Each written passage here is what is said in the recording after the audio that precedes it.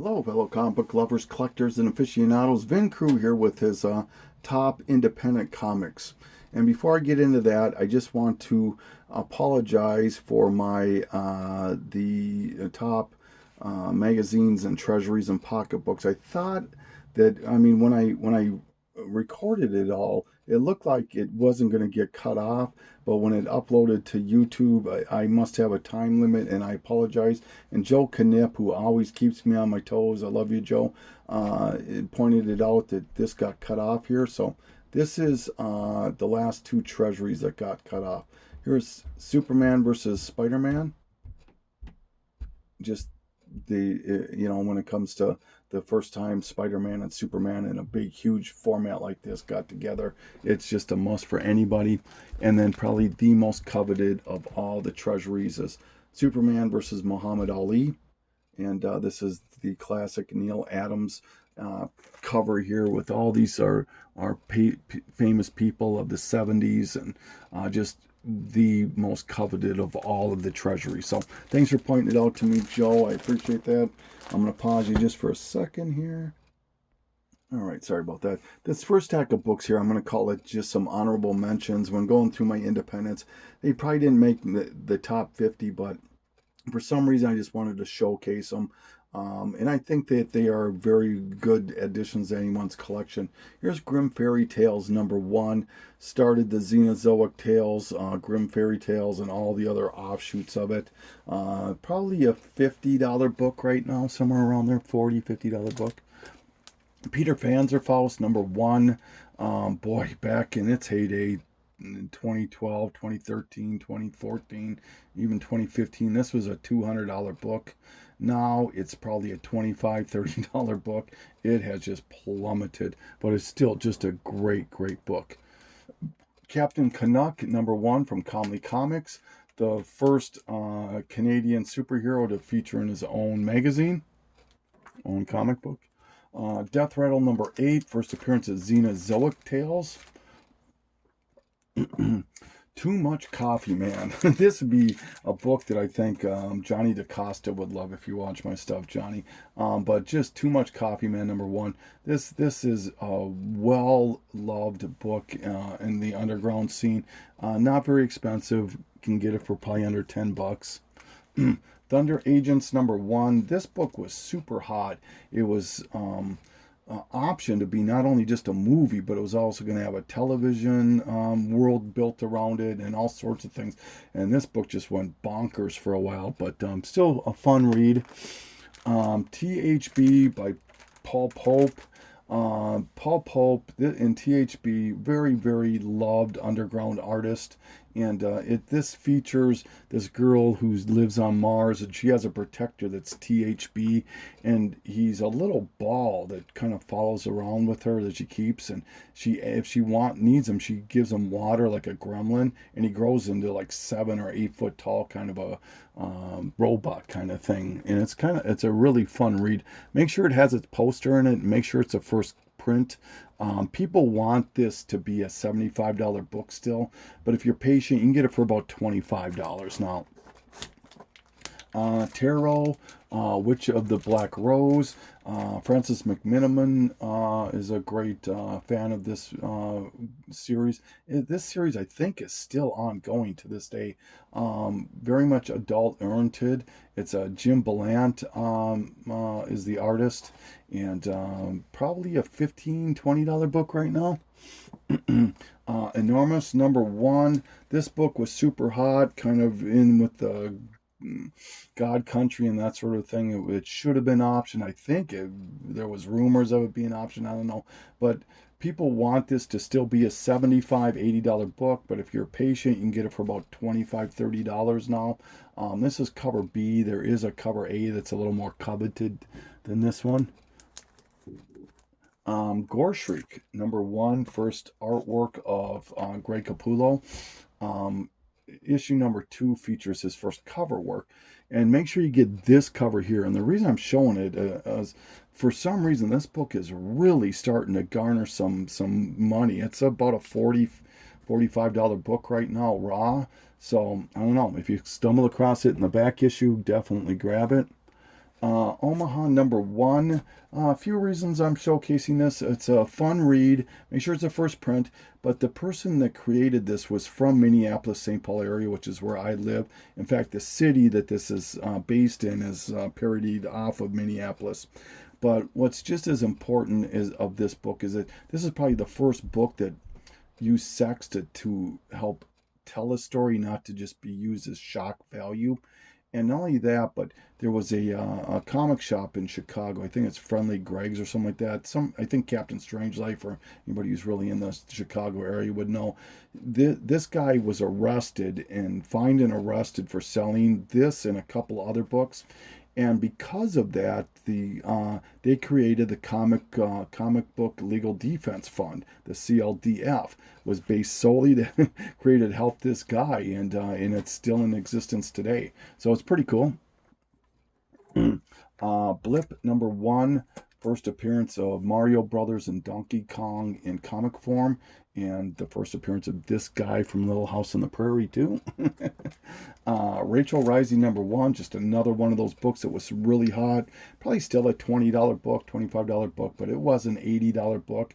I know Evan Leahy loves this book. Halloween #1. I'm just showing this because I'm a Halloween fan, and I love this Mike Myers cover here. It's probably a $20 book. Echo of Future Past. This was the first issue of Neil Adams' own printing publication company, and his little niche was that they were going to use the best paper, the best cover stock, best everything, charge more, and they thought that people would kind of gravitate towards that but nope, that did not happen. But more importantly, this is the first appearance of Bucky O'Hare in comic format. All right. Moving along. Here is my top books here. These are the books I really want to kind of showcase here. All right. Hansi #1, The Girl Who Loved the Swastika. Shout out to Don the Comic Book Addict and his 30-some copies of this book here. I think it's Spire that did this. It's a Christian publication and very well coveted. It's a $50 book, $60 book. Funny Aminals. I got to give a shout out to Symphonic Elk. Was the one who mentioned this. This is the first appearance in comic format of Maus, Maus, the classic book that featured was the subject of World War II, which showed in the eyes of mice as the Jews and cats as the Nazis. So this was their first appearance in comics. Uncle Scrooge 219, first artwork of Don Rosa. Space Vixens.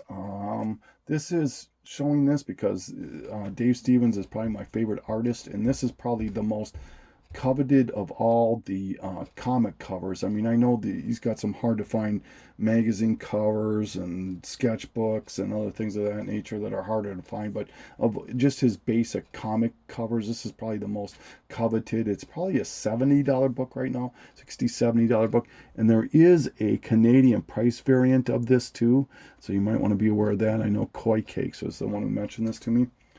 Mickey Mouse Meets Air Pirates funnies. There's a group in IG Instagram that I think it's called the Comic Book Fiend Club or something.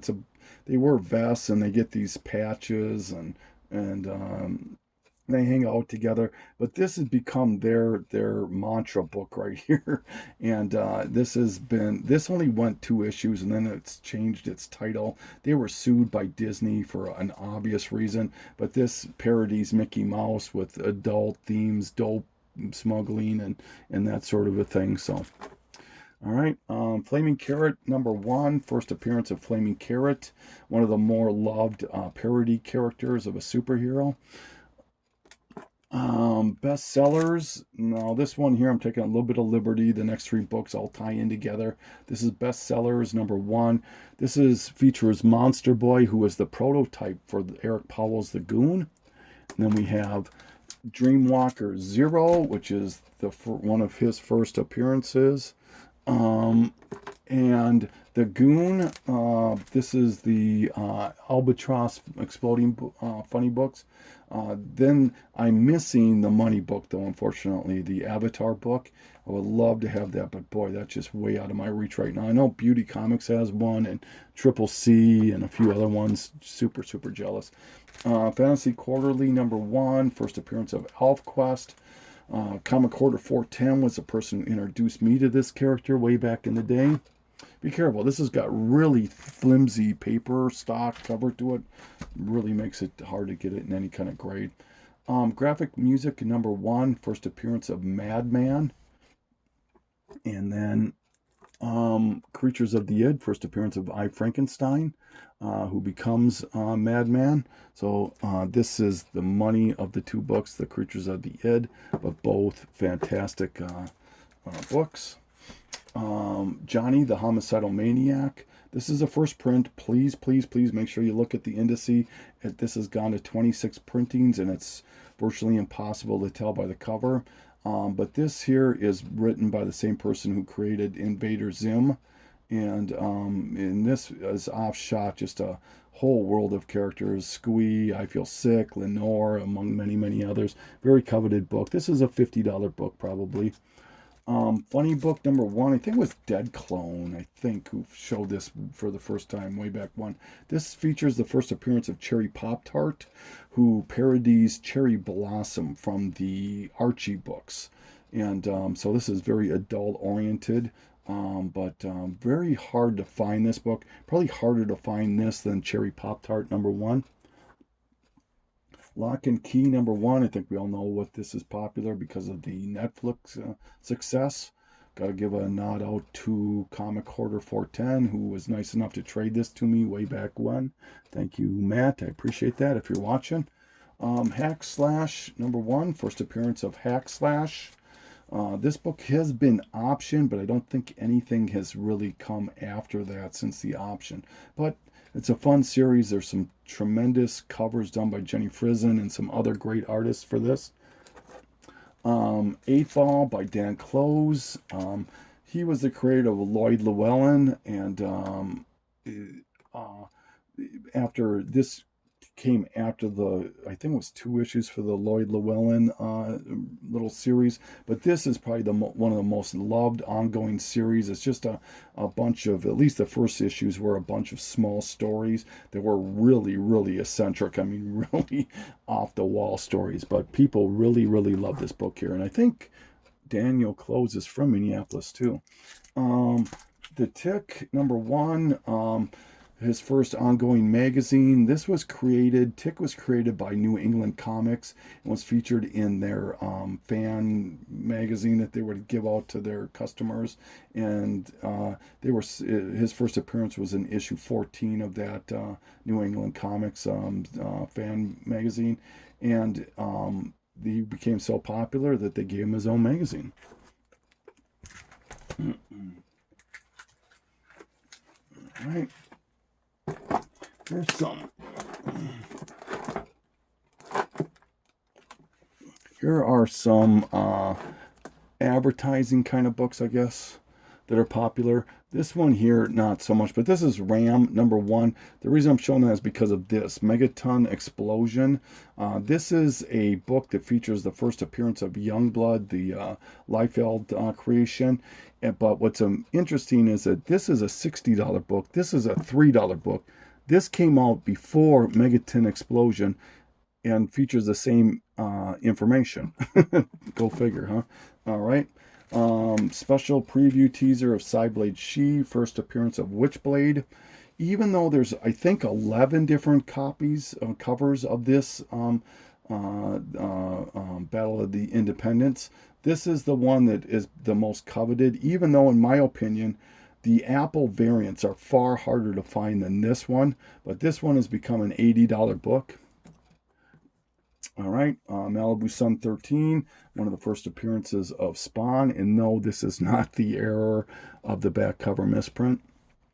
The Weirding Willows A1, this is, I don't think this is a variant, this is just like an alternate cover, but this is the go-to art germ cover, even probably more popular than Batgirl. Number 12 is it?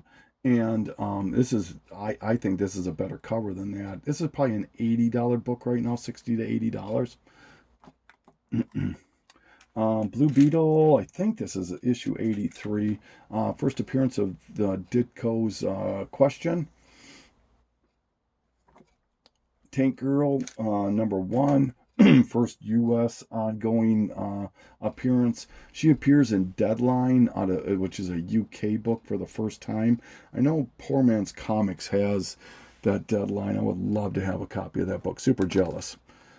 Strangers in Paradise. This is by Terry Moore. If you like Rachel Rising, and if you're just a Terry Moore fan,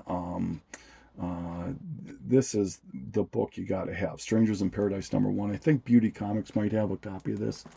Knights of the Dinner Table number 1. This is very similar to that of the Tick, where they were first created in a comic strip that was based out of a comic books newsletter, and they became so popular, and it's based on Dungeons and Dragons and that sort of a thing, that they decided to give it its own comic book, and which ran, I think, 216 issues. First issue was, I think, 3,000 copies printed, so very hard to find. It doesn't come up very often on eBay. Probably $100 book, maybe. Very happy to have this. Saga number 1. I mean, you throw this in with Walking Dead and Spawn 1, and it's probably the top 3 books, number 1s by Image, arguably. Brian K. Vaughan and Fiona Staples. I know they're on a hiatus right now, but hopefully they'll get back to it soon. And just a great Romeo and Juliet kind of a story here. Speaking of Walking Dead with Kirkman, here is Invincible number 1. You can't argue with Kirkman being a tremendous storyteller. This went, God, how many? 144 issues, I think. Just recently ended not that long ago. I hope it doesn't affect the values of the books. It probably will, but I know that this has been optioned, but just a fun read. This is crossed over into the Marvel universe too. Invincible has. Chew number 1, another one of those books that really was so hard to, so popular back in that 2012, 13, 14, 15 era of Image number 1s. And this has surprisingly a smaller print run than Walking Dead number 1 does. And this is signed by John Lyman. This is still probably a $150 book. Megaton number 3, arguably the first appearance of Savage Dragon.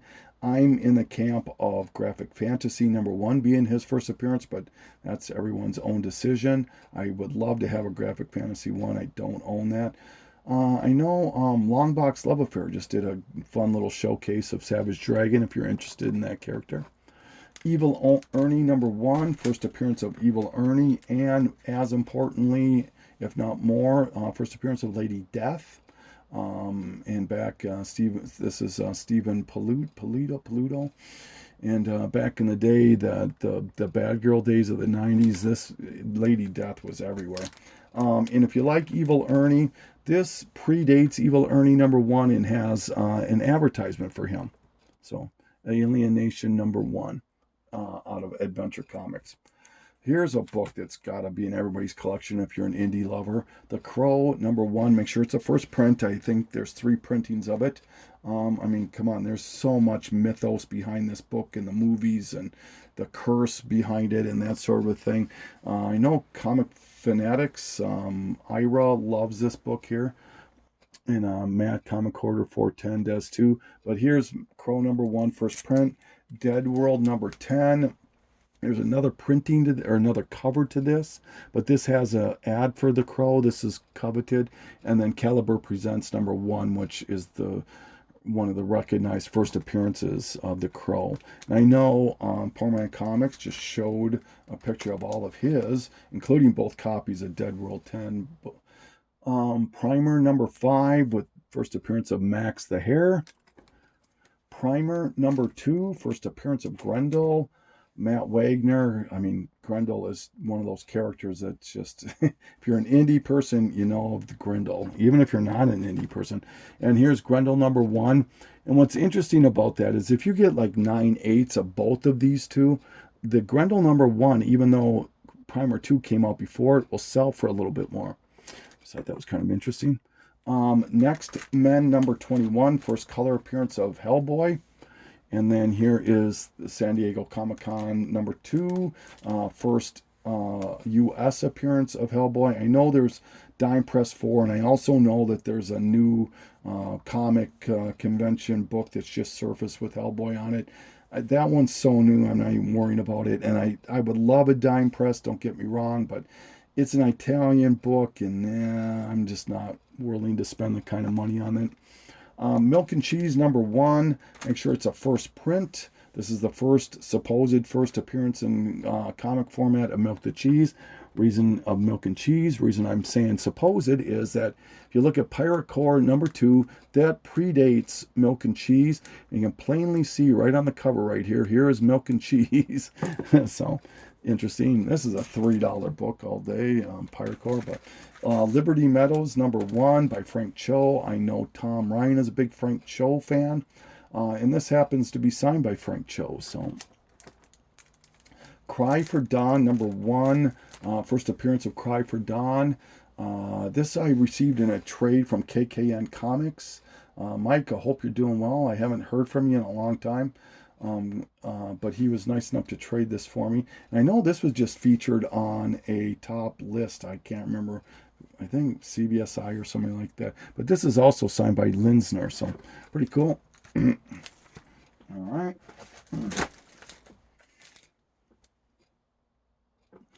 Okay, here's Men in Black. This is the book that started it all the movies, the cartoon, all of that with Will Smith and all that. But this is Aerosol. It was a 4-issue miniseries and just a fun book to have. 30 Days of Night. This is number 1. Just a beautiful cover. Is it monochromatic, I think how you call it, but very minimalistic. And this is the book that was the basis of the movie, the Josh Hartnett movie with the vampires in Alaska. Yeah, just a great book. Love this book. This is probably a $30 book, $40 book probably. Miracle Man 15 for Death of Kid Miracle Man. This is the Eclipse, not the Marvel version. Before Marvel reprinted them, this was an easy $150 book. I mean, this is him and Uncle Ben are about the only characters that have not come back from the dead. And I would be remiss not to show at least one Alan Moore book in my spotlights. If he is unquestionably my favorite storyteller. Unfortunately, when Marvel reprinted the titles, the series, it seems to have affected the price on this, but it's still $50 book maybe. Great book nonetheless. Cursed Pirate Girl. This book, I mean, back in 2013, 14, 15, this book showed up in so many videos, and now I rarely see it in anybody's videos right now. But this is Jeremy Bastian, and if you want an artist that is so elaborate in his story, in his not storytelling as much as his drawings and his artwork, it's incredible the amount of detail that you'll find in this book. I know Hero Hunter 81 was the first one that kind of introduced this to everybody. And I can't remember the name of their channel, but the 4 of them got together for a while. There was Archangel, Merc with a Mouth, Undisputed Frost, I think Gamma Comics, and they interviewed Jeremy Bastian. I think a few other people. I don't watch any of the live stream stuff. I'm sorry, I don't quite get into that. But once again, you got to have this book. If you're an indie fan, I mean, like Beauty Comics, if you're not familiar with this, get it. Just get this book. Make sure it's a first print. Olympian Publishing. There is another publisher that it's a self-publishing company that Jeremy Bastian did. If you can find one of those, then that's money book right there. But this is still probably, I don't know, I haven't looked it up. I want to say $60, $70 still. This is the Yeo lore of Yor #1. This is the first appearance of Cursed Pirate Girl and Mouse Guard. Scud #1. I know Joe Comic Fan, I'm sorry, but he picked this up not long ago, and it just wasn't his cup of tea, but I enjoyed it. I don't have the full run of it, but a quick synopsis is that this is in a time or an era where you can legally assassinate people. I shouldn't say it's legal, but you can hire or buy an assassin in a vending machine, and that's what Scud is. And there's some antics in there. It's really quite a great read. I enjoy this quite a bit. Make sure it's a first print. I think it went into 2 or 3 printings. Harbinger #1, probably the most popular, arguably, of the Valiant, original Valiant run. I got to admit, I'm not a very knowledgeable person in Valiant. It's not my cup of tea. No, Mercenaut and a lot of other people love Valiant. Yeah, I think it was because in back when I first started collecting again in the 90s, that was right after the Unities, and so anything pre-Unity, which is still the case, is super expensive and way more back then than it is now, and I could just never afford it, and I always wanted it, and it just left a sour taste in my mouth. But here's our Harbinger #1. It does have the coupon in it. Here we go, Beauty Comics.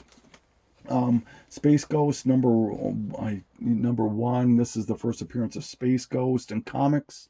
Love Space Ghost. And this is Underdog #1. First appearance of Underdog in comic format from the 70s also.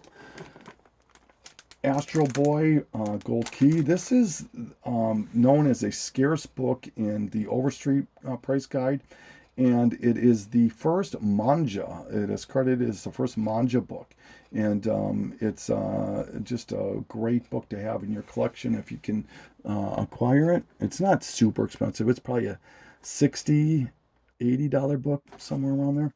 And we're going to end it off with some double entendre covers here. Here's the Pearl Necklace book of Archie 271. This is where it says here, I'll bet this frisbee flips out Veronica on her birthday. And Betty retorts with, it sure will, Archie. She was expecting a pearl necklace. You don't see that on covers anymore. And then the infamous beat-off issue, Betty and Me #16, I believe it is. Archie, did you have any trouble rescuing me? I sure did, Betty. I had to beat off 3 other guys. These books here are easy $100 books, probably. Both of these Archie books, one of the few Archie books. Young Romance. This is just a book you're not going to find very often. It's definitely a double entendre. It says right here, the love I could not bring out into the open. Backdoor love. Don't think you would see that in comics these days. All right, moving along here. I know this is Marvel, but since I was using some double entendres, you got to have the famous seal rape scene, and by Elf #48. And I guess the only thing better than having one of them would be 2 of them, and one's a newsstand and one's a direct. So I was happy to be able to acquire a couple of those. This is an expensive book. And then probably the most sought after of all of the double entendres, maybe the Boner Batman 66, but for sure this one, Rifleman #12, the infamous wood issue with Chuck Connor. You got to look at where that kid is looking and how he's holding that wood, and and Chucky's face right there. Yeah. Well, that is the top books in my indie collection. I want to thank you for taking this trip with me, and look for my top variants, and then hopefully my top Marvel and top DC is hopefully I'm going to do this. So, all right, this is Ben Cruz signing off, saying thank you so much.